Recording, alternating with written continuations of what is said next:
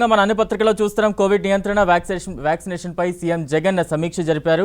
ఈ సందర్భంగా global tenders కు ఆహ్వానించింది ఏపీ ప్రభుత్వం అంటూ కూడా ఈ వార్తలు అన్ని పత్రికల్లో ప్రముఖంగా చూస్తున్నాం. మరోవైపు ఆక్సిజన్ కొరత కూడా తీవ్రంగా వేధిస్తోంది. దీనికి సంబంధించి ఆక్సిజన్ నిల్వల సామర్థ్యం పెంపునకు సంబంధించి ప్రభుత్వం ఎటువంటి నిర్ణయాలు తీసుకుంది అనేది కూడా ఇంకో ప్రశ్న వినిపిస్తోంది. ఓవరాల్గా రాష్ట్రంలో కరోనా కట్టడికి ప్రభుత్వ చర్యలు ఏ రకంగా ఉన్నాయి? అలాగే ఈ పాండమిక్ సిచ్యువేషన్లో 3వ ఏడాది రైతు భరోసా నిధులను విడుదల చేసింది. మాది రైతు పక్షపాతి ప్రభుత్వం అంటూ కూడా ఏపీ ప్రభుత్వం చెప్పుకొస్తోంది. మరో ఇంకో ఐటెం చూస్తున్నాం. సీఎం జగన్ లేఖతోనే కదలిక. కోవాక్సిన్ టెక్నాలజీ ఇతర సంస్థలకు బదిలీ చేయాలని ప్రధానికి లేఖ రాశారు. అందుకే ఇది సాధ్యమైంది, ఇది మా ద్వారానే సాధ్యమైంది అనేది కూడా వైసీపీ చెప్పుకునే ప్రయత్నం చేస్తోంది. ఈ కథనాలు మనకి పత్రికల్లో ప్రముఖంగా వస్తున్నాయి. దీని మీద మన చర్చను కొనసాగిద్దాం. ప్రస్తుతం మనతో పాటు డిబేట్లో అందుబాటులో ఉన్నారు బీజేపీ తరపున రవికిరణ్ గారు, అలాగే టీడీపీ తరపున ఎం లింగారెడ్డి గారు, ఇక వైసీపీ తరపున రొక్కం సూర్యప్రకాష్ గారు మనకు లైవ్లో అందుబాటులో ఉన్నారు. రైట్, అందరికీ నమస్తే అండి. రైట్ సూర్యప్రకాష్ గారు, ఏ రకంగా అర్థం చేసుకోవాలి? నిన్న కోవిడ్ నియంత్రణ కావచ్చు, వ్యాక్సినేషన్ మీద సీఎం జగన్ సమీక్ష జరిపారు. గ్లోబల్ టెండర్స్ కూడా ఆహ్వానించడం జరిగింది ఏపీ ప్రభుత్వం. ఇది ఎటువంటి పరిణామాలుగా చూడొచ్చు? ఏపీ ప్రభుత్వం కొంత దూకుడు పెంచింది అనుకోవచ్చా? గతంలో అనేక విమర్శలు ఎదుర్కొంటూ వచ్చింది. ఇప్పటికైనా కొంత కదలిక వచ్చింది. సీఎం జగన్ సమీక్షల్లో కొంత కోవిడ్ మీద నిర్ణయాలు తీసుకోవడానికి ఇంట్రెస్ట్ చూపిస్తున్నారు. నిన్న మొన్నటి వరకు అసాధారణ నిర్ణయాలు తీసుకోవాల్సిన ప్లేస్లో సాధారణ నిర్ణయాలు తీసుకుంటున్నారు. ఒక ఎజెండా అంశంగా మాత్రమే కోవిడ్ ఉంది అంటున్నారు. బట్ నిన్నటికి కొంత కదలిక వచ్చిందా? స్పీడ్ అయింది అనుకోవచ్చా? సార్ తప్పకుండా సార్. ఈరోజు ఏపీలో 5 కోట్ల మంది ప్రజల అభిమానాన్ని చూరగొని 151 సీట్లతో గెలుచుకొని అసెంబ్లీలో అడుగుపెట్టి అతి చిన్న వయసు కూడా జగన్మోహన్ రెడ్డి సీఎం గా ప్రమాణ స్వీకారం చేశారు. ఈ రోజు మొదట కోవిడ్ ఫస్ట్ వేవ్ లోనే ఆయన ఒక మాట చెప్పారు. ఏంటా మాట?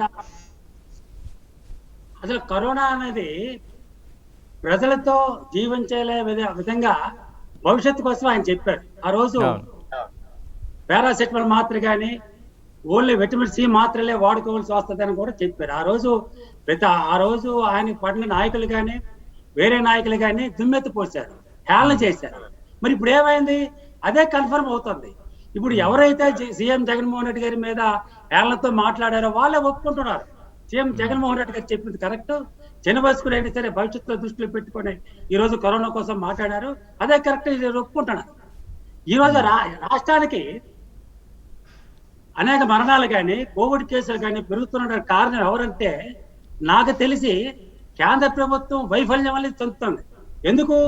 మన ఏపీకి రావాల్సిన ఇంజక్షన్లు కానీ సకాలంలో కావలసిన డోసులు పంపించట్లేదు. అసలు 2.35 లక్షల రెమ్డెసివిర్లు మన ఏపీకి పంపించారు. కానీ గుజరాత్ లో అతి తక్కువ కేసులు ఉన్న గుజరాత్ కి 4.35 లక్షల రెమ్డెసివిర్లు డోసులు పంపించారు. కారణం ఏంటండి? అసలు ఏపీకి ఎక్కువ కేసులు ఏపీకి తక్కువ కేంద్ర ప్రభుత్వం పంపడం ఏంటి? అక్కడ మధ్యప్రదేశ్ 30,000 అధికంగా పంపించడం ఏంటి? అసలు ఏమి జరుగుతుంది?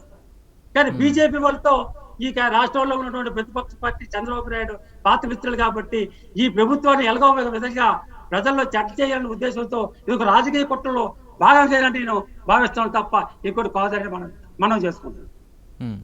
రైట్, అంటే మీరు ఇందాక చెప్పారు, నిజమే. అది ప్రపంచంలో ఎవరూ కూడా చెప్పనటువంటి విధంగా జగన్ చెప్పడం జరిగింది గత సంవత్సరమే. కరోనాతో సహజీవనం చేయాల్సి వస్తుంది ప్రపంచ దేశాలు అంటూ కూడా.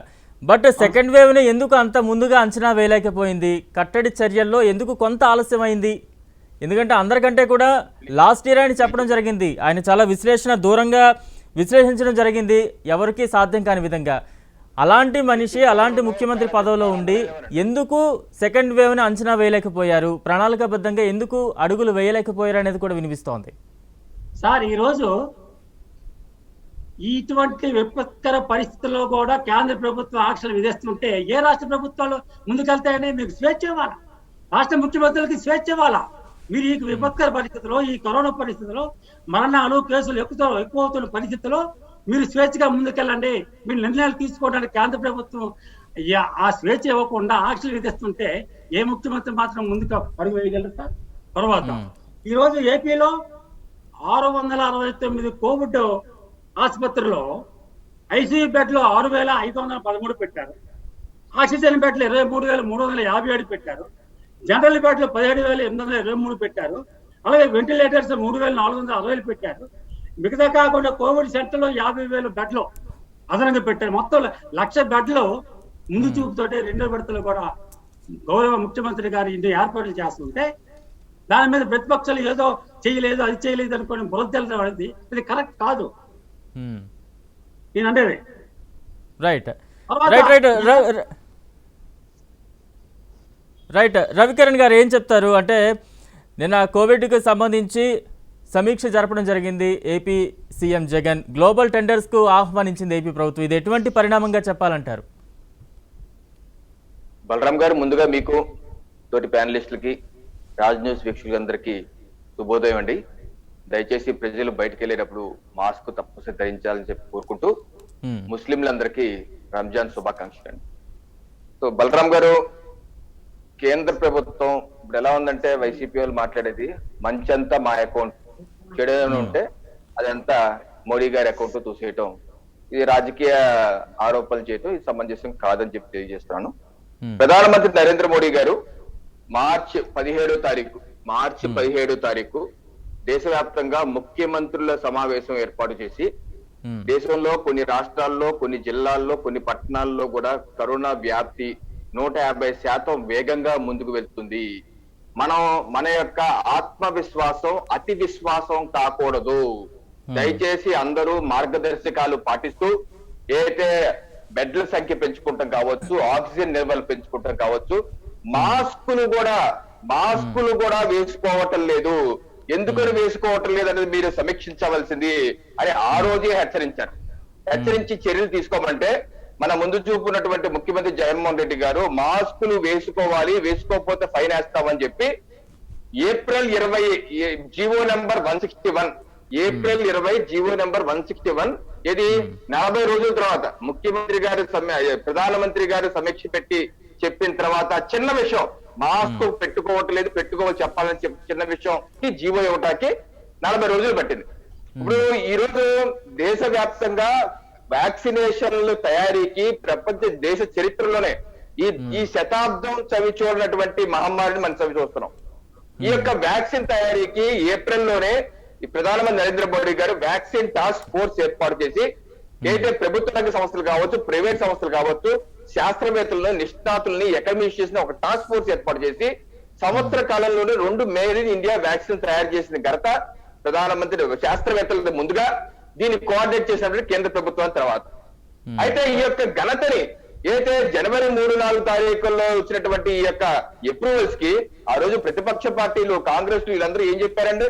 ఇది పనిచేయదు, ఇది బీజేపీ వ్యాక్సిన్, ఇది అసలు ఇది వ్యాక్సిన్ అంత మంచిదైతే మోడీ గారే వేసుకోవచ్చు కదా, అది వేసుకుంటే నపుంసకులైపోతారు, ఇటువంటి ప్రచారాలు అడ్డగోలు రాతలు రాసి 2.5 నెలల పాటు వ్యాక్సినేషన్ ప్రక్రియ సరిగ్గా చేయనివ్వకుండా ఆఖరికి ప్రధానమంత్రి నరేంద్ర మోడీ గారు మంత్రులందరూ విజ్ఞప్తి చేసి వ్యాక్సిన్ టీకా ఉత్సవం కూడా ఏప్రిల్ 2వ వారంలో పెట్టడం జరిగింది. ఎందుకంటే వ్యాక్సిన్ నిల్వలు పెరిగిపోతున్నాయి, ఎక్స్పైర్ అయిపోతాయి, దీనివల్ల చాలా ఇబ్బంది అవుతుందని చెప్పి టీకా ఉత్సవం కూడా పెట్టి బలవంతంగా చేయాల్సిన పరిస్థితి ఏర్పడింది.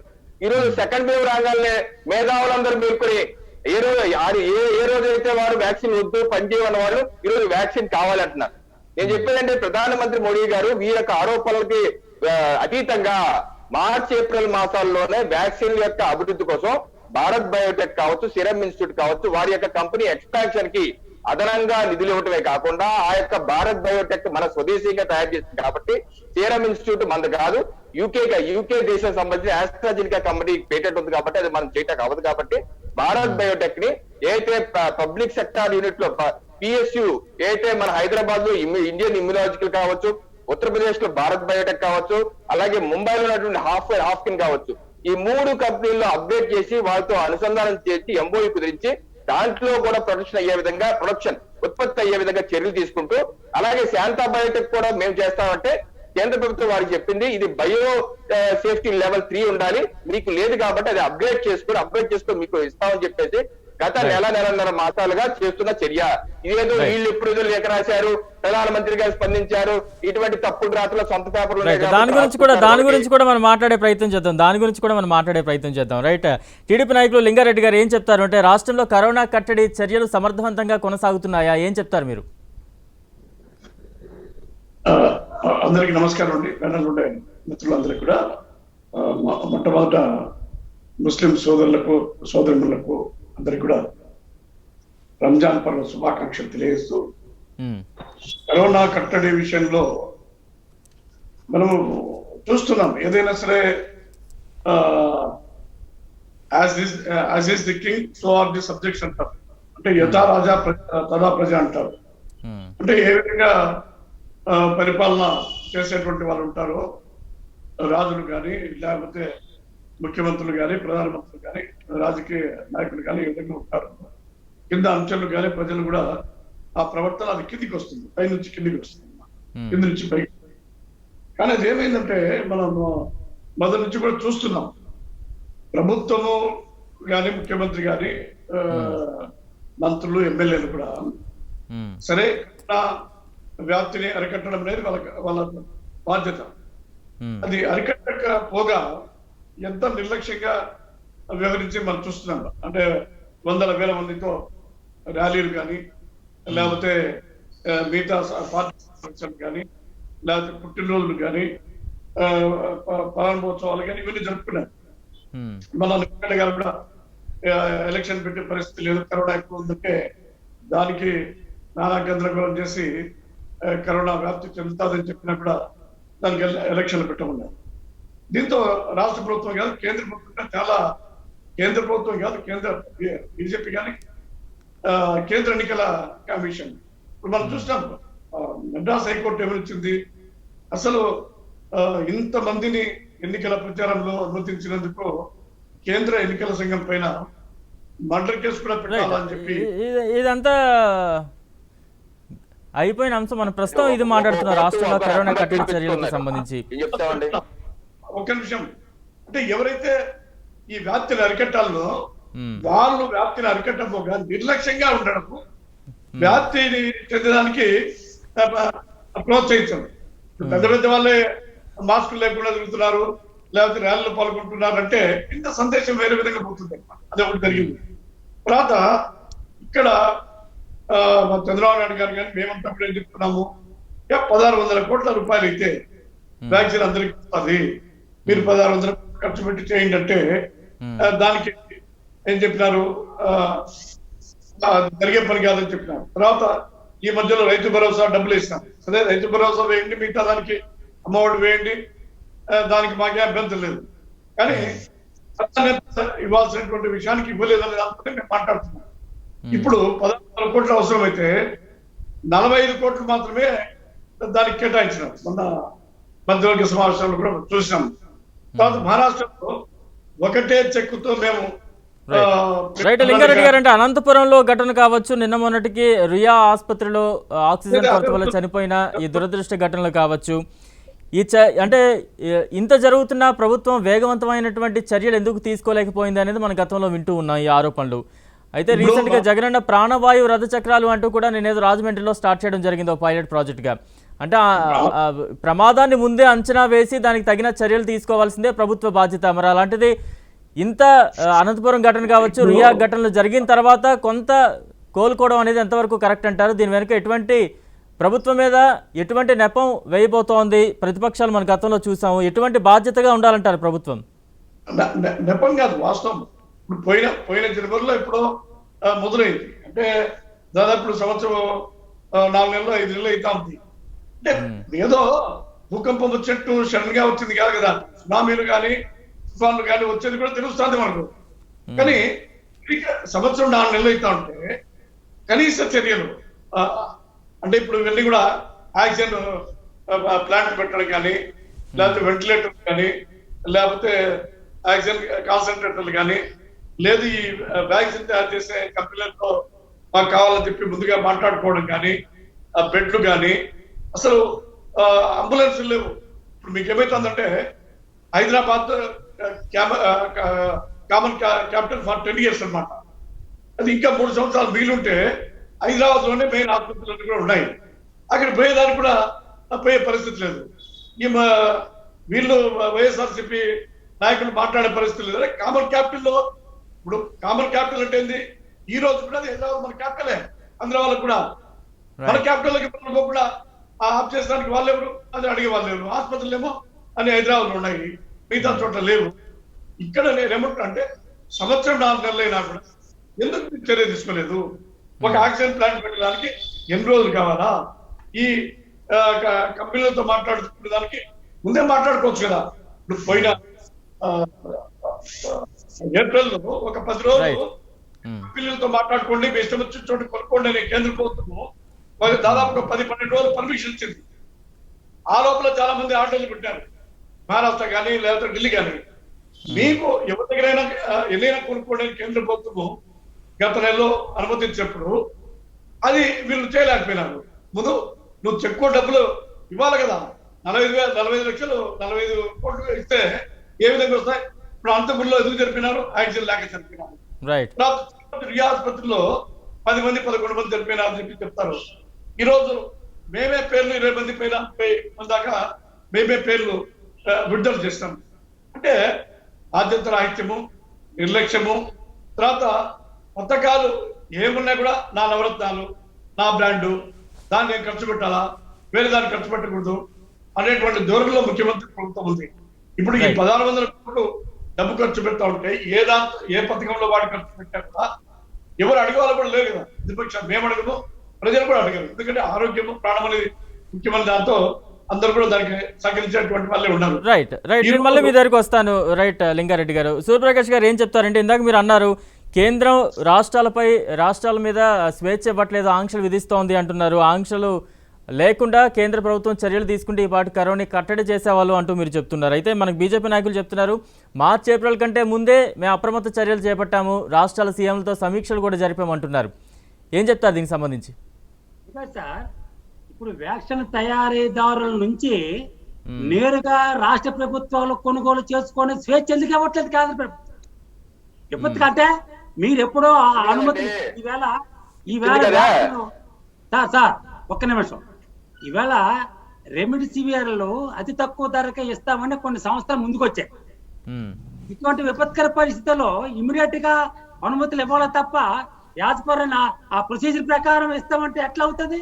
ఇలాగా వ్యాక్సిన్ తయారు చేసి కొన్ని మాసాలు అవుతుంది, బయటకు వచ్చిన కొన్ని మాసాలు అవుతుంది. ఇంతవరకు పేషెంట్లు ఉంటారండి? ఈవేళ టీడీపీ నాయకులు బ్రదర్ సోదరుడు చెప్పాడు హైదరాబాద్ లో ఆసుపత్రులు ఉన్నాయి, అందుకే కదా హైదరాబాద్ లోనే వీళ్ళ నాయకుడు చంద్రబాబు నాయుడు అక్కడ నుంచి కదిలి అమరావతికి రావట్లేదు. ఏపీ ప్రజలు ఎక్కడ ఉన్నారు? ఆయన ఎక్కడ ఉన్నారండి? అక్కడ హైదరాబాద్ లో మకాం వేసుకొని ఏపీలో బురద జల్లే కార్యక్రమాలు చేస్తున్నారు తప్ప ప్రజలకు మనోధైర్యం ఇచ్చే కార్యక్రమాలు ఏనాడు చేయట్లేదు టీడీపీ నాయకులు కానీ చంద్రబాబు నాయుడు కానీ. వీళ్ళ సోదరు చెప్తున్నాడు హైదరాబాద్ లో ఉన్నాయని, ఆయన పెట్టుకున్నాడు, ఆయన చుట్టూ హాస్పిటల్ పెట్టుకున్నాడు. ఆయనకి ఏదైనా ప్రాణహాని ఉంటే ఇమీడియట్ గా హాస్పిటల్ జాయిన్ చేసుకోవాలి. కానీ ముందు చూపుతాం ఏనాడైనా ఏపీ డెవలప్ చేశారు చంద్రబాబు నాయుడు గారు. ఈ రోజు యావత్ ప్రపంచ దేశాలు ఏపీ సీఎం అడుగు జాడల్లో నడవాలని అన్ని రాష్ట్రాలు ఈవేళ ప్రశంసలు పొందుతుంటే వీళ్ళు బురద చెల్లుతారా? ఈవేళ కేంద్ర రాష్ట్రానికి కేవలం 428 మెట్రిక్ టన్నుల మెడికల్ ఆక్సిజన్ మాత్రమే కేటాయించింది. కానీ ఏపీకి ఎంత అవసరం? సుమారుగా 1000 మెట్రిక్ టన్నుల ఆక్సిజన్ అవసరం ఉన్నప్పటికీ అంత తక్కువ కేటాయించింది. ఎక్కడ? అలాగని ఇమీడియట్ గా ఆగమేఘాల మీద ఆక్సిజన్ తయారీ కేంద్రాల్లో తయారు చేయడానికి జగన్మోహన్ రెడ్డి గారు అటు ఒడిశా నుండి కానీ, కర్ణాటక నుండి కానీ, తమిళనాడు నుండి కానీ ఈ ఆక్సిజన్ సరఫరా ప్రక్రియ ఏ విధంగా ఉందో చర్యలు తీసుకోవడం కోసం 3 IAS ఆఫీసర్లు నియమించారు. ఆయన ప్రతి విషయం కరోనా విషయంలో ఒక యజ్ఞంలా ఒక నెరవేరుస్తున్నారు తప్ప ఏనాడు కూడా ఆయన నిద్ర పట్టే దాఖలాలు లేవు. ఏపీ ప్రజలు ఏమైపోతారో, నా ప్రజలు ఏమైపోతారో ఒక పక్క ప్రతిపక్షాలు బురద చల్లుతున్నారు. ఎంత రాత్రి పనులు శ్రమించి ఎన్నో విధంగా అన్ని రాష్ట్రాల నుంచి కూడా సహాయాన్ని కూడగట్టుకున్నప్పుడు కూడా బురద చల్లే కార్యక్రమం ఈ ప్రతిపక్షాలు చేస్తున్నారు. ఇది ఎవరు ప్రజలు నమ్మే పరిస్థితి లేదు. ఈవేళ ఆక్సిజన్ విషయంలో కేంద్ర ప్రభుత్వం ఏపీ రాష్ట్రాన్ని దృష్టిలో పెట్టుకొని ముందుకు అడుగేయాలని మనం మనసారా కోరుకుంటున్నాం. రైట్, రవికిరణ్ గారు ఏం చెప్తారు? బలరాం గారు, ఇప్పుడు వ్యాక్సినేషన్ ప్రక్రియ అనేది ఫేజ్ల వారీగా జరుగుతుంది. జనవరి 16వ తారీఖు కేంద్ర ప్రభుత్వం వ్యాక్సినేషన్ ప్రక్రియ మొదలైనప్పుడు ఒక ఫేజ్ లో ముందు ఫ్రంట్ లైన్ వారియర్స్, తర్వాత శానిటరీ వర్కర్స్ 60 ఏళ్ళు 45 ఏళ్ళు ముందుకెళ్తారు. అలాగే ఒక కొంత ప్రక్రియ అయినాక కేంద్ర ప్రభుత్వం అనేక రాష్ట్రాల ముఖ్యమంత్రుల అభ్యర్థుల మీద కావచ్చు, లేకపోతే వేరే కావచ్చు, ఏప్రిల్ 19వ తారీఖు ఒక నూతన విధానాన్ని అనౌన్స్ చేసి ఏదైతే వ్యాక్సిన్ తయారీ కంపెనీలు ఉంటాయో వారి యొక్క ప్రొడక్షన్ లో సగం వరకు, నెలకి సగం వరకు కేంద్ర ప్రభుత్వానికి ఇస్తారు. కేంద్ర ప్రభుత్వం అదంతా మొత్తం ప్రజలకి ఉచితంగానే అందజేస్తుంది. ఇప్పుడు వరకు 19 కోట్ల డోసులు రాష్ట్ర ప్రభుత్వాలకు ఇచ్చారు, అది ఉచితంగా ఇచ్చారు, భవిష్యత్తులో ఉచితంగా ఇస్తాం. ఇంకో 50% ప్రొడక్షన్ ఏదైతే ఉందో ఇది రాష్ట్ర ప్రభుత్వాలు లేకపోతే పెద్ద హాస్పిటల్స్ కొనుగోలు చేసి ప్రజలకు ఇవ్వచ్చు అని వెసులుబాటు ఇచ్చింది. ఆ వెసులుబాటు ఫ్రీడమ్ ఇస్తే చాలా రాష్ట్రాలు, కర్ణాటక రాష్ట్రం ఉంది, వారు 2 కోట్ల డోసుల వరకు సీరం ఇన్స్టిట్యూట్ ఆర్డర్ పెట్టారు. మొన్న శనివారం వారికి 7 లక్షల డోసులు వచ్చాయి. ఆ 7 లక్షల డోసులతో 18 ఏళ్ల నుంచి 44 ఏళ్ల లోపు ఏదైతే ప్రజలు ఉన్నారో వాళ్ళు కూడా వ్యాక్సినేషన్ వేస్తున్నారు. అలాగే మహారాష్ట్ర కూడా రేపు మే 20వ తారీఖు 1.5 డోసులు వస్తున్నాయి. ఆ 18 ఏళ్ల నుంచి 44 ఏళ్ల లోపు మహారాష్ట్ర వేస్తున్నారు. కేంద్ర ప్రభుత్వం చెప్పింది ఏంటి? 45 ఏళ్ల పైబడిన వారికి మొత్తం అందరూ మేమే ఫ్రీగా అందిస్తాము. ఏదైతే 18 నుంచి 44 ఏళ్ళు ఉన్నాయో ఆ రాష్ట్ర ప్రభుత్వాలు వేసుకోండి అంటే రాష్ట్ర ప్రభుత్వం చాలా రాష్ట్ర ప్రభుత్వం ఆర్డర్ ప్లేస్ చేస్తే ఆ రకంగా ఇప్పటికీ దేశవ్యాప్తంగా 40 లక్షల మందికి వ్యాక్సినేషన్ చేసే.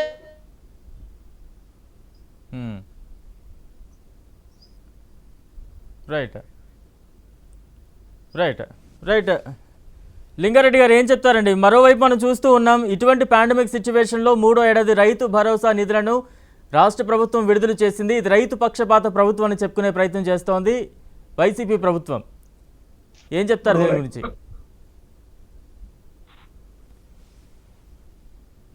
లింగారెడ్డి గారు, కంపెనీలు ఉన్నాయో అది గతంలో 20 కంపెనీలు ఉంటే దాన్ని 60 కంపెనీలుగా పెంచి ప్రొడక్షన్ పెంచి ఏదైతే ఎలకేషన్ రాష్ట్రాలకు ఎలకేషన్ చేసుకుంటూ వచ్చారు. ఏదైతే ఎక్కువ గుజరాత్, ఇందాక గుజరాత్ అన్నారు, గుజరాత్ లో ఎక్కువ కేసులు ఉన్నాయి బ్రదరు, ఎక్కువ కేసులు ఉన్నాయి కాబట్టి ఎక్కువ ఇవ్వడం జరుగుతుంది. ఇదేదో బీజేపీ రాష్ట్రం తక్కువ లేదంటే వేరే వారికి ఎక్కువ, ఇటువంటి రాజకీయ విమర్శలు దయచేసి చేయవద్దు.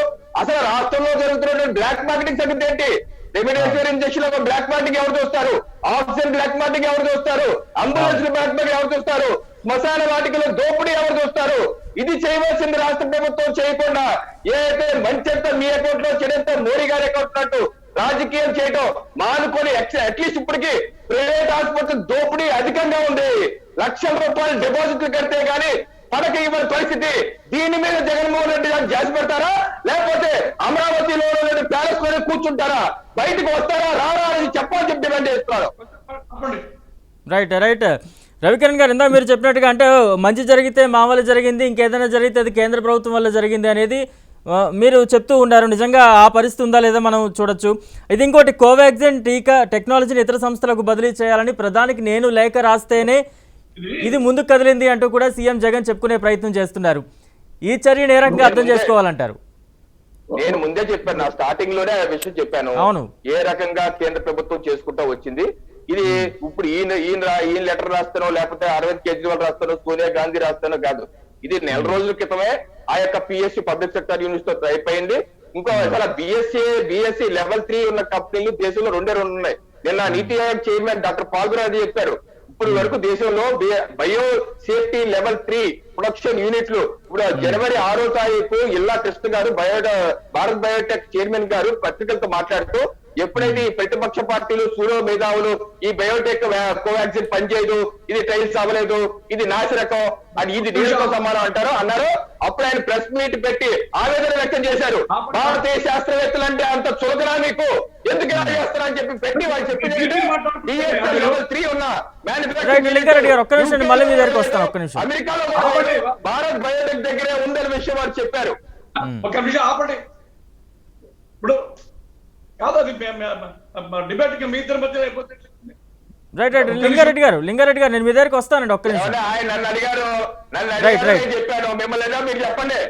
రైట్ లింగారెడ్డి గారు చెప్పండి. ఇప్పుడు ఇక్కడ మనం ఆలోచించాల్సింది ఏంటంటే టైము ఎక్కువగా ఉంది. సంవత్సరం 4 నెలలు ఉండేటప్పుడు యాక్సిడెంట్ అనేది అవసరం అనేది మనకి ఎప్పుడో తెలుసు. రోజే కాదు, 100 సంవత్సరాల కిందట 1000 సంవత్సరాల కింద కూడా తెలుసు. ఇప్పుడు మనము వైజాగ్ స్టీల్ ప్లాంట్ ఉంది. ఈ రోజు ఏమైతే ఉంది, యాక్సిడెంట్ మనకు ఆంధ్రప్రదేశ్ కానీ మిగతా దానికి కానీ అది ఒక పెద్ద ఆధారం అవుతాం. ఇప్పుడు దానికి ఏ పరిస్థితి వచ్చింది మనం చూసినాం. అంటే చివరికి ఆంధ్రప్రదేశ్ రాష్ట్రంలో ఉండేటువంటి యాక్సిడెంట్ ప్లాంట్లే పోగొట్టుకునేటువంటి పరిస్థితి వచ్చింది. ఈ రోజు ఈ సంవత్సరం 4 నెలలు 5 నెలలు టైం ఉండేటప్పుడు ఎందుకు ఆక్సిజన్ ప్లాంట్లు జిల్లా కోటి పెట్టలేకపోయినారు? రెండోది ఎట్లు కనీసము పక్కా భవనాలు లేకపోయినా కూడా ఇప్పుడు చైనాలో టెంపరీ షెడ్లు వేస్తున్నారు, చాలా చోట్ల వేస్తున్నారు. అవి వేస్తానికి 20 రోజులు 10 రోజులు ఎన్ని షెడ్లు అయినా పెట్టచ్చు, ఎన్ని బెడ్లు అయినా పెట్టచ్చు, ఎన్ని సిలిండర్లు అయినా పెట్టచ్చు, తర్వాత వెంటిలేటర్లు కొనొచ్చు. ఈ రోజు చంద్రబాబు నాయుడు గారు వైజాగ్ లో మొత్తం ఈ బయోటెక్ సంబంధించినటువంటి మొత్తం అన్ని పరికరాలు కానీ దానికి సంబంధించినటువంటి ఎక్విప్మెంట్ తయారు చేసేది పెడితే ఆర్డర్లు వేరే దేశాల నుంచి వస్తున్నాయి. ఈరోజు వైజాగ్ ను అదే బయో హబ్ గా చంద్రబాబు నాయుడు గారు పెట్టకపోతే మనకి అసలు ఇవి మిగతా కూడా వచ్చేటట్టు కాదు. రెండోది ఏంటంటే ఇక్కడ ప్రభుత్వ నిర్లక్ష్యం అనేది పూర్తిగా ఉంది. ఈరోజు ఆరోగ్యశ్రీ పెట్టారు. ఆరోగ్యశ్రీలో ఎక్కడైనా ప్రైవేట్ ఆసుపత్రుల్లో కోవిడ్ వైద్యం జరుగుతుందా? ఆరోగ్యశ్రీలో ఎక్కడైనా సరే ఆక్సిజన్ పెట్టారా? ఆరోగ్యశ్రీలో ఎక్కడైనా సరే ఐసీయూలో పెట్టుకున్నారా? అంటే ప్రైవేట్ ఆసుపత్రిలో బెడ్ దొరకవు. 30 లక్షలు 40 లక్షలు 50 లక్షలు ఖర్చు అయినా కూడా మనిషి బతికేటువంటి పరిస్థితి లేదు. అంటే ఆసుపత్రుల్లో సౌకర్యాలు ఉంటేమో బీదలు బతుకుతారు. కనీసం ప్రైవేట్ ఆసుపత్రుల్లో తగినన్ని బెడ్లు, ఆక్సిజన్, వెంటిలేటర్లు, కాన్సన్ట్రేటర్లు ఉంటే కనీసం మధ్యతరగతి ఉన్నత వర్గాలైనా కూడా కనీసం డబ్బు ఖర్చు పెట్టుకునే కూడా బ్రతికేటువంటి పరిస్థితి. లింగారెడ్డి గారు, ఇక్కడ ఇంకో ప్రధాన ఆరోపణ వినిపిస్తూ ఉంది. మీరు చెప్తూ ఉన్నట్టుగా ప్రభుత్వ హాస్పిటల్లో మౌలిక వస్తువులు ఏ రకంగా కల్పించలేదు. ఇప్పుడు ప్రస్తుత ప్రభుత్వం ఆక్సిజన్ సామర్థ్యం పెంచడంలో కావచ్చు, నిల్వలు ఉంచడంలో కావచ్చు ప్రభుత్వం విఫలమైంది అంటున్నారు. కానీ మీరు అధికార పార్టీని ప్రశ్నిస్తున్నారు. ఇప్పుడు ప్రస్తుత అధికార పార్టీ ఒకటే అంటోంది, గతంలో టీడీపీ పరిపాలించినప్పుడు ప్రభుత్వ హాస్పిటల్లో మౌలిక వస్తువులు ఏ మేరకు పెంచింది, ఇప్పుడు దాని ఎఫెక్టే కదా ఇప్పుడు అంతా కనిపిస్తోంది అనే ప్రశ్న కూడా వినిపిస్తోంది. ఏం చెప్తారు? కాగా ఇప్పుడు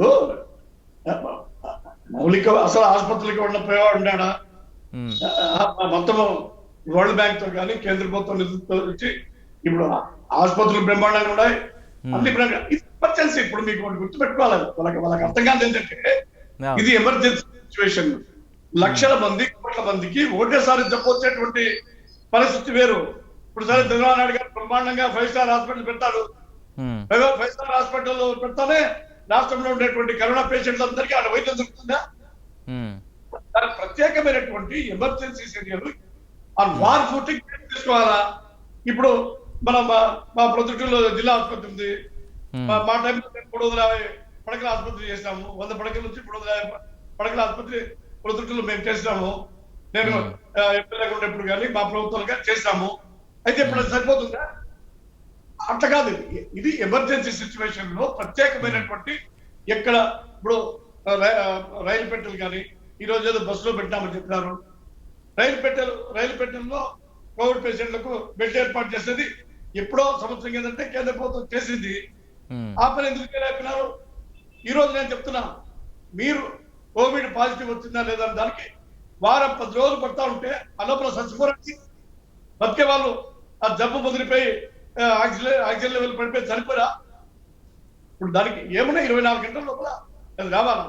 చాలా చోట్ల టెస్టులు చేయలేదు. ఏమంటారు టెస్టులు చేయలేదంటే ఆల్రెడీ మేము శాంపుల్ తీసుకునే దానికే ఇంకా రిజల్ట్ రాలేదు, అవి క్యూలో పెట్టినారు, నెంబర్లు పెట్టినారు, అవే జరగలేదు. ఇప్పుడు టెస్టులు మేము శాంపుల్ తీసుకుని ఏం చేయాలంటా ఉంటే నేను ఒకటే చెప్తున్నా, ఈ విధంగా లేట్ చేయడంతో రిజల్ట్ రావడంతోనే చాలా మంది చనిపోయినారు. మొదట్లోనే తెలిస్తే వాళ్ళ ఇంట్లో హోమ్ క్వారంటైన్ లో ఉన్నా కూడా బ్రతికే వాళ్ళు. తర్వాత వచ్చేసి ఈ రోజు మనం చూస్తున్నాం ఇక్కడ అనంతపూర్లో కానీ తిరుపతిలో కానీ.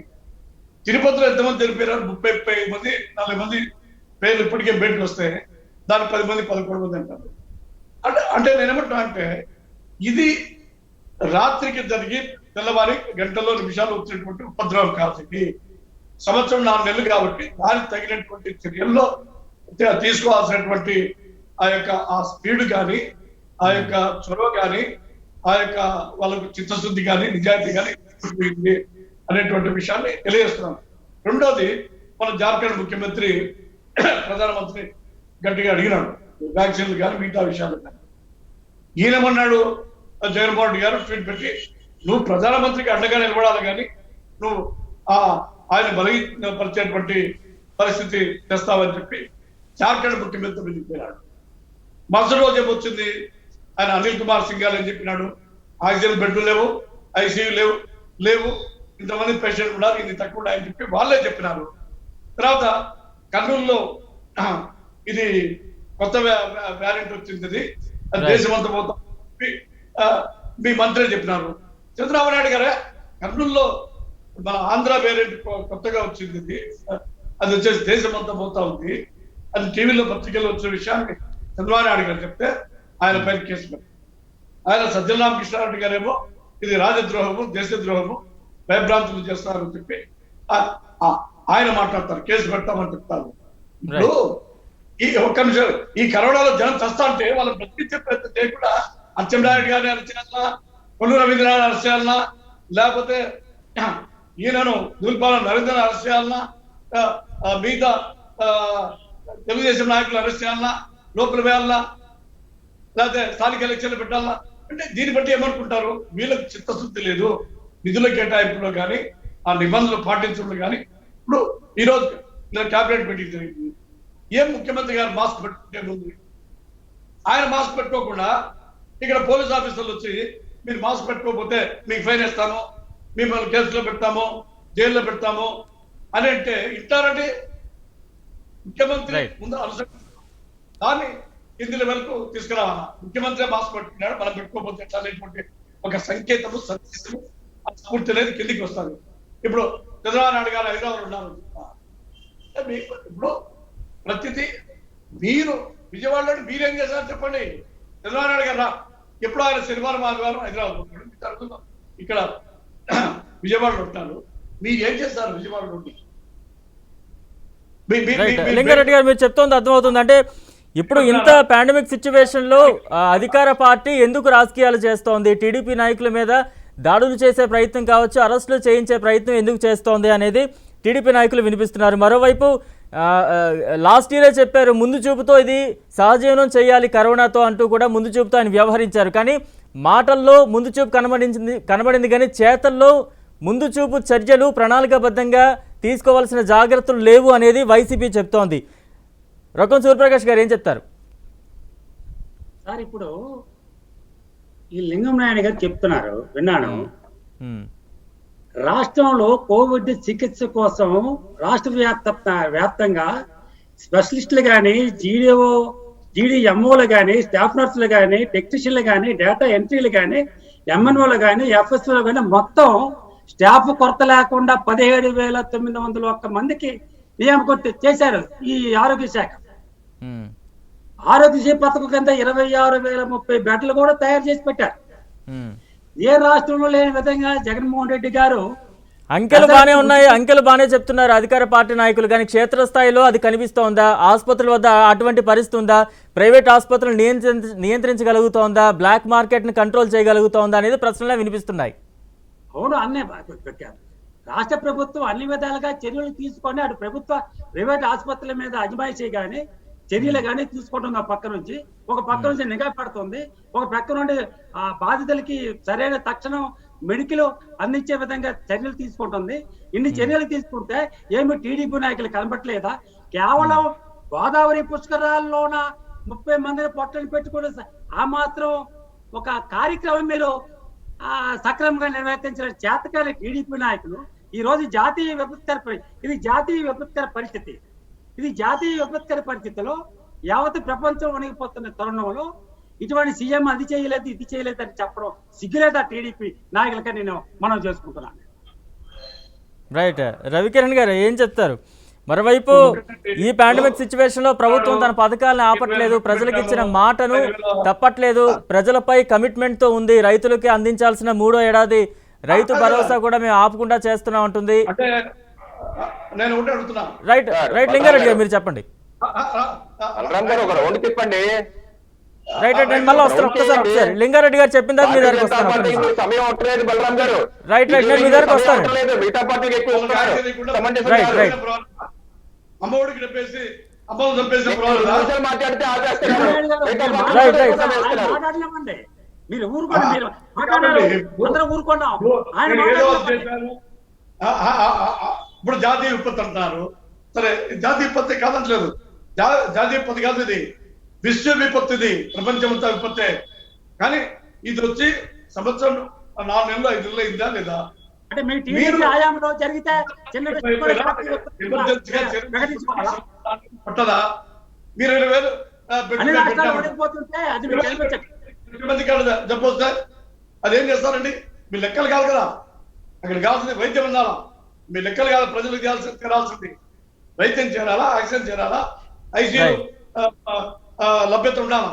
అవన్నీ చేయకుండా మేము అమ్మోడు వేసినాము, లేకపోతే రైతుల బదులు వేసినాము, వాళ్ళకు కూడా వచ్చింది కదా. రైట్ లింగారెడ్డి గారు రైట్ రవికిరణ్ గారు, ఇందాక మనకి వైసీపీ నాయకులు చెప్పిన దానికి టీడీపీ నాయకులు కౌంటర్ ఇస్తున్నారని మనం బ్రేక్ చేయడం జరిగింది. రైట్, రవికిరణ్ గారు ఏం చెప్తారు? అంటే ఈ పాండమిక్ సిచ్యువేషన్ లో కూడా రైతు భరోసా ఎక్కడ ఆపట్లేదు, ప్రభుత్వం చాలా కమిట్మెంట్ తో ఉంది, తన పథకాలు అందరికీ చేరే విధంగా ప్రభుత్వం ఉంది అని చెప్తూ ఉన్నారు. ఈ రైతు బంధు ఇస్తూనే మాది రైతు పక్షపాత ప్రభుత్వం అని చెప్పుకునే ప్రయత్నం చేస్తోంది ఏపీ ప్రభుత్వం. ఏం చెప్తారు వైసీపీ ప్రభుత్వం? అది కంటిన్యూస్ ప్రోగ్రామ్. ఈ రోజు ప్రధానమంత్రి గారు పిఎం కిసాన్ ద్వారా దేశంలో 9,50,00,000 మంది రైతులకి 19,000 కోట్ల రూపాయలు వాళ్ళ అకౌంట్ లో జమ చేస్తున్నారు. అది కంటిన్యూస్ ప్రాసెస్. దానికి మరి దీనికి ముడిపెట్టమంటే నక్కకి నాగలో గాని ముడిపెట్టమే. ఇంకోటి టీడీపీ గారు ఇందా మాట్లాడుతూ హైదరాబాద్ లోనే హాస్పిటల్స్ అన్ని ఉన్నాయి, అందరికి అక్కడికే పరిగెడతారన్నారు. ఈ పాప ఎవరిదండి? ఈ రాష్ట్రాన్ని 2 ఏళ్ల పాటు పాలించింది తెలుగుదేశం పార్టీ కాదా? మీ పాపం కదా అది? మొత్తం అంతా తీసుకెళ్లి హైదరాబాద్ లో పెట్టుకుంది మీరు కాదా? ఈ రోజు ఎందుకు ముసలి కన్నీరు కారుస్తున్నారు? ఇంకోటి వైసీపీ వాళ్ళు మాట్లాడుతూ మా నాయకుడికి ఎంతో ముందు చూపుతున్నారు. సంతోషం. మే 15, 2020 కరోనా మీద సమీక్ష సమావేశం పెట్టి ముఖ్యమంత్రి గారు ఈ రాష్ట్రంలో కరోనాని కట్టడి చేయాలంటే ఏదైతే గ్రామాల్లో ఉన్న ప్రాథమిక ఆరోగ్య కేంద్రాలు 1100 ఉన్నాయి, అది కాక ఇంకో 10,000 వైఎస్ఆర్ హెల్త్ క్లినిక్లు పెట్టాలి.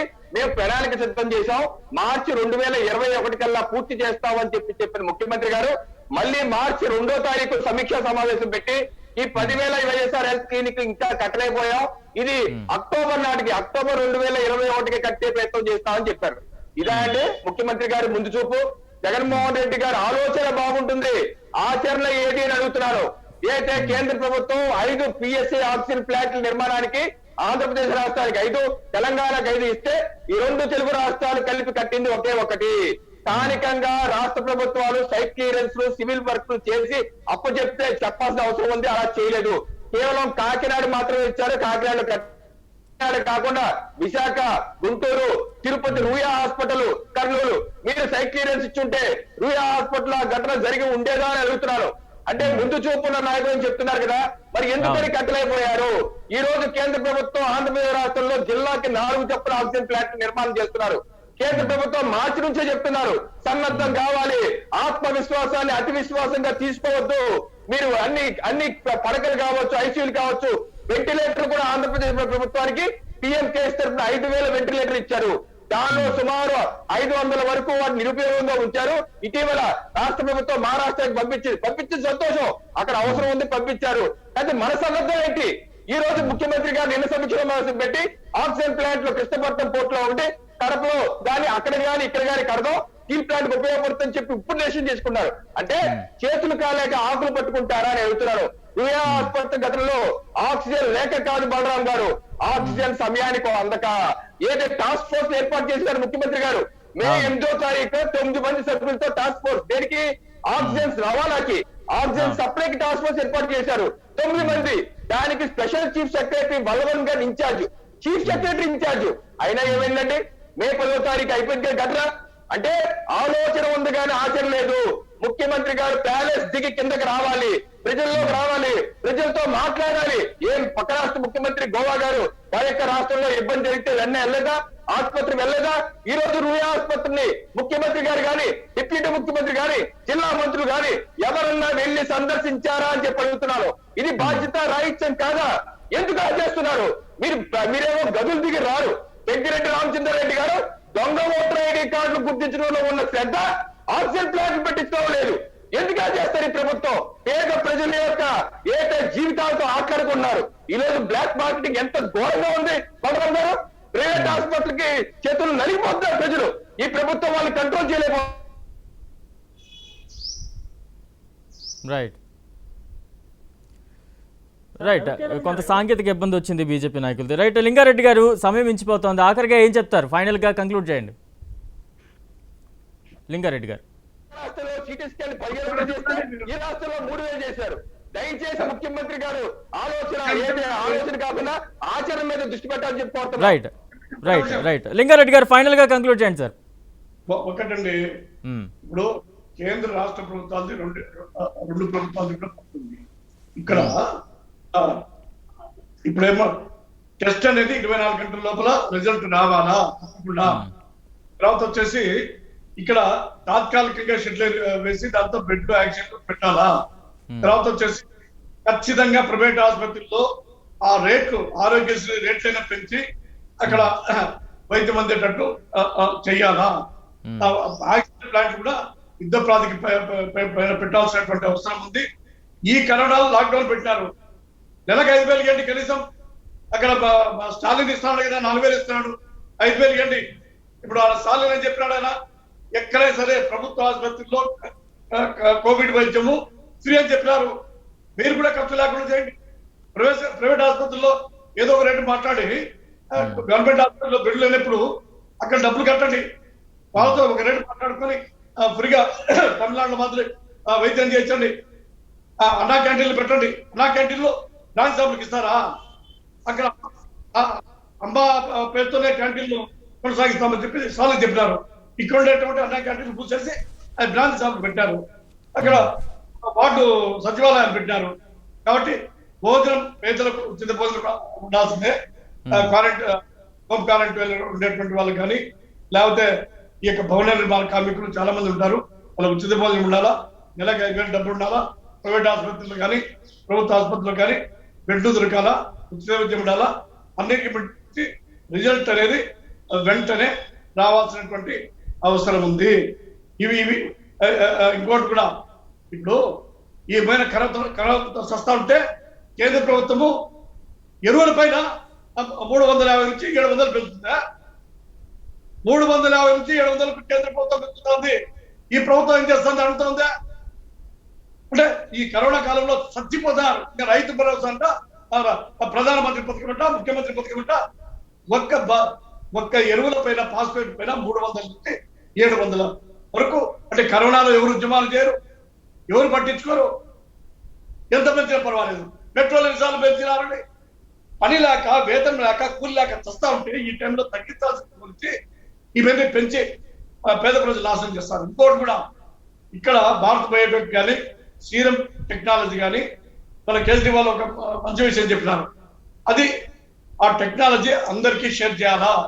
ఎవరైతే చేసేటువంటి శక్తి ఉందో వాళ్ళందరికీ కూడా ఆ టెక్నాలజీని ట్రాన్స్ఫర్ చేస్తే అన్ని చోట్ల ఒక 100 చోట్ల 70 చోట్ల అన్ని చోట్ల ఈ వ్యాక్సిన్ ఉత్పత్తి జరిగితే ఒకటేసారి వ్యాక్సిన్ అందుబాటులోకి వస్తుందని చెప్పి ఆయన మంచి మాట చెప్తున్నారు. అమెరికా కూడా చెప్పింది మా టెక్నాలజీని, వ్యాక్సిన్ టెక్నాలజీని వేరే దేశాలకు ఇస్తామని చెప్పి. కాబట్టి భారతదేశంలో ఉండేటువంటి ఈ 2 కంపెనీలు కూడా మిగతా వాళ్ళకి టెక్నాలజీ ఇస్తే ఒకటేసారి వ్యాక్సిన్ వస్తుంది, బతుకుతారు. వ్యాక్సిన్ వల్లనే బతికేటువంటి పరిస్థితి. కాబట్టి ఆ టెక్నాలజీని భారత్ బయోటెక్ కానీ సీరం కానీ మిగతా వాళ్ళకి ఇచ్చేదానికి, వాళ్ళకి ఏదైనా డబ్బులైనా సరే కేంద్ర ప్రభుత్వం కానీ టెక్నాలజీ ఉపయోగించుకునేటువంటి ప్రైవేట్ కంపెనీలు కానీ వాళ్ళకి డబ్బులు ఇచ్చేనా సరే ఆ టెక్నాలజీ తీసుకొని ఒకటేసారి వ్యాక్సిన్ ఉత్పత్తి చేయాలి. ఇప్పుడు కేంద్ర ప్రభుత్వం చెప్పేదాని ప్రకారం డిసెంబర్ ఆఖరికి కూడా అందరికీ వ్యాక్సిన్ కాదు. డిసెంబర్ ఆఖరికి మనుషులు పంపుతారా? ఎంతమంది ఎన్ని లక్షల మంది చనిపోతారు? కాబట్టి టెక్నాలజీ సంస్థలు కూడా వెంటనే చేయాలని చెప్పి డిమాండ్. రైట్ రైట్ రకం సూర్యప్రకాష్ గారు, మీరేం చెప్తారు ఫైనల్ గా ఆఖరిగా ప్రభుత్వం తరపున ఏం కంక్లూడ్ చేద్దాం అనుకుంటున్నారు? మిత్రులు బీజేపీ నాయకులు మాట్లాడినారు, తిరుపతిలో దొంగ ఓట్లు వేయించుకునే శ్రద్ధ కరోనా మీద లేదు ప్రభుత్వానికి అని చెప్పారే. మరి తిరుపతిలో ఎలక్షన్ జరిపించింది కేంద్ర ఆధీనంలో జరిగింది, కేంద్ర ఆధీనంలోనే ఎలక్షన్ కమిషన్ జరిపించింది. మరి అటువంటి తప్పు జరిగినప్పుడు ఎలక్షన్ కమిషన్ చర్యలు తీసుకుంటది కదా, ఎందుకు తీసుకెళ్లేదు? అక్కడ తప్పు జరగలేదు కాబట్టి చర్యలు తీసుకెళ్ళకపోయారు. వేరే అంశంలోకి వెళ్ళిపోతాం సూర్యప్రకాష్ గారు. అది కాదు సార్ అనేది. ఇవాళ ఏపీ ప్రభుత్వం కరోనా కట్టడి పట్ల అటు రైతు సోదరులకు కానీ మిగతా వాళ్ళకి కానీ ఇచ్చిన మాట ప్రకారం అటు ప్రజా సంక్షేమ కార్యక్రమం ఒక పక్క నడిపించాలా, ఒక పక్క కరోనా కట్టడి చేసే విధంగా అనేక కార్యక్రమాలు రాత్రి పొగలు సీఎం జగన్మోహన్ రెడ్డి గారు అనేక విధాలుగా వందల కోట్లు కేటాయించి ఈ కార్యక్రమంలో పక్క నిర్వహిస్తున్నారు.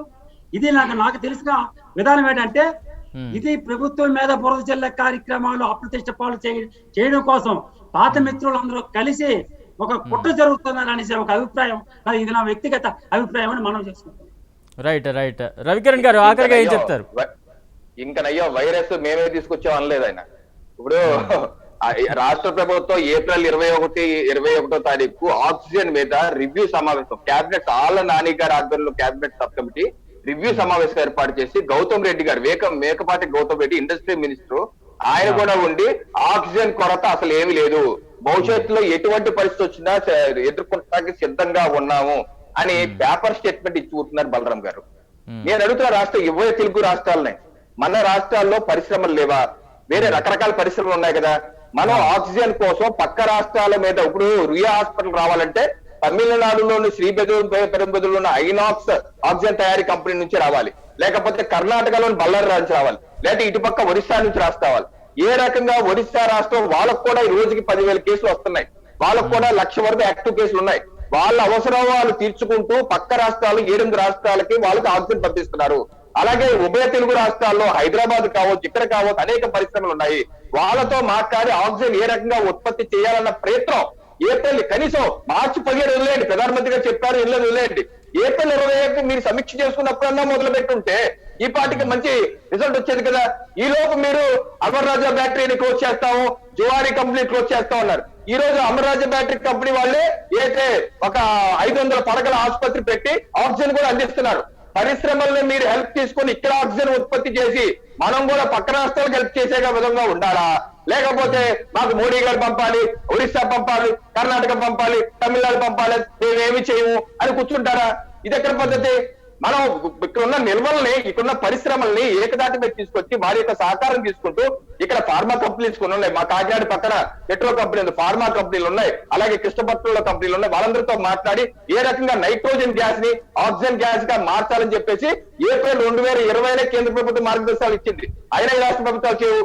కేంద్రం ఏం చెప్పినా చేయరు, పైగా మా స్వేచ్ఛ ఇవ్వాలంటారు. స్వేచ్ఛ ఇస్తేనే ఏమి చేయరు, చేయకపోతే మళ్ళీ మోడీ గారి మీద చూడటం. ఇటువంటి రాజకీయ ప్రేమిక మాని ఇప్పటికన్నా సరే రాష్ట్రంలో జరుగుతున్నటువంటి అత్యంత దారుణమైన బ్లాక్ మార్కెటింగ్, ప్రైవేట్ ఆసుపత్రులు దోపిడీ, రెమిడేషన్ infection black marketing, oxygen black marketing, దీన్ని అరికెట్టే ధైర్యం, దమ్ము, సత్తా రాష్ట్ర ప్రభుత్వానికి ఉంటే ఆ పని చేసి చూపించాలని చెప్పి సవాల్ విసురుతున్నాను.